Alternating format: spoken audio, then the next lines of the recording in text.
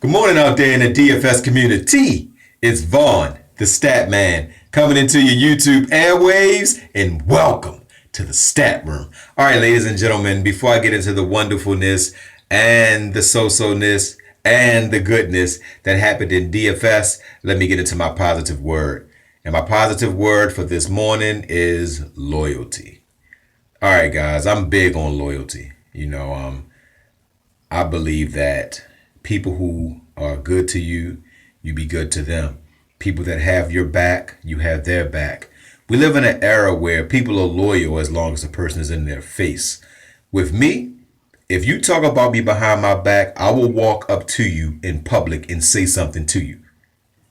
I'm not one that's going to let it go, ladies and gentlemen. So treat your friends the way you would if that friend was in your face. So if somebody talks bad about your friends to you, then I'm going to question you, because what made that person feel that comfortable that they can come do that? If you got a woman that's been holding you down when you was broke, when you had nothing, and she supported you, and then you make money and you leave her, you ain't somebody I could be friends with. You hold that woman down, and vice versa. Ladies, this man was with you when you got nothing, and then you want to leave him because some guy got a better car. You ain't loyal. Loyalty is everything, guys. So be loyal. All right, so I'm going to leave it there with loyalty. All right, so let's recap the 4 horsemen. We had a dope 4 horsemen if it was not for our pitcher.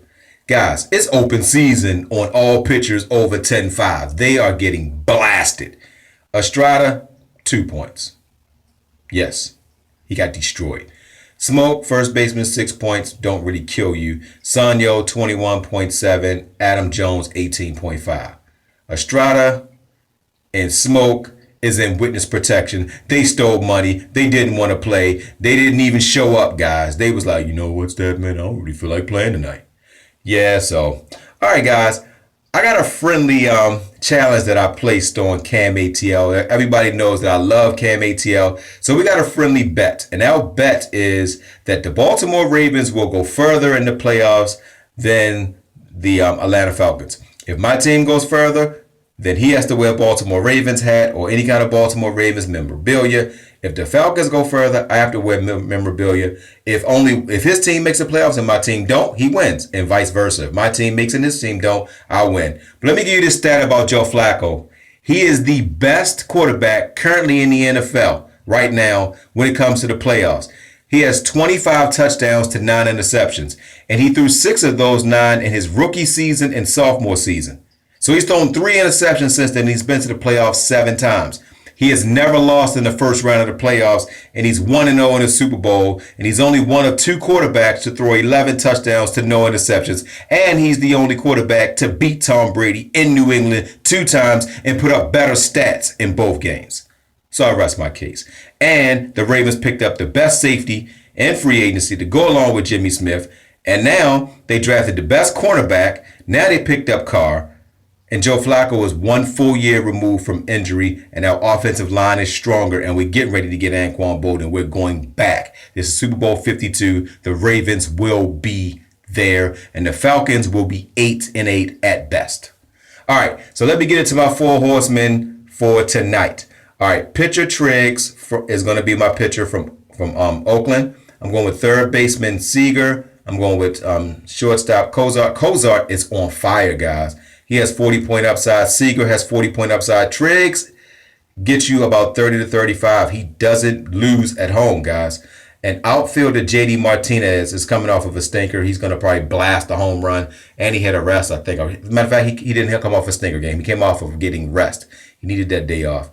All right. Now, Adam Silver has changed his stance on age restrictions, age limits for the NBA. This is the best news I ever heard. I'm so tired of my young brothers getting raped by college basketball. You bring these guys in there knowing daggone well you don't care if they go to class or not. You making all of this money off their jerseys and all of this and say, oh, well, they're getting the free education. But then you have them taking 7 gym classes a day. You're not bringing them there for that. College athletes should get paid, and I stand by it. If you are a parent and you have a star child, tell that school you want $200,000 or you will take your child somewhere else. Don't let them pimp your child. That's what they're doing. They're pimping these kids. These coaches are making $3 million a year telling the kid to stay. What kind of foolishness is that? All right. So also tomorrow in the MLB, be careful about picking those expensive pitchers on the road because you might get burned. And what about Hicks for the Knicks tonight? I mean, for the Yankees tonight, he had 43 points. He went bananas. And Adam Jones, 2 straight games with a home run.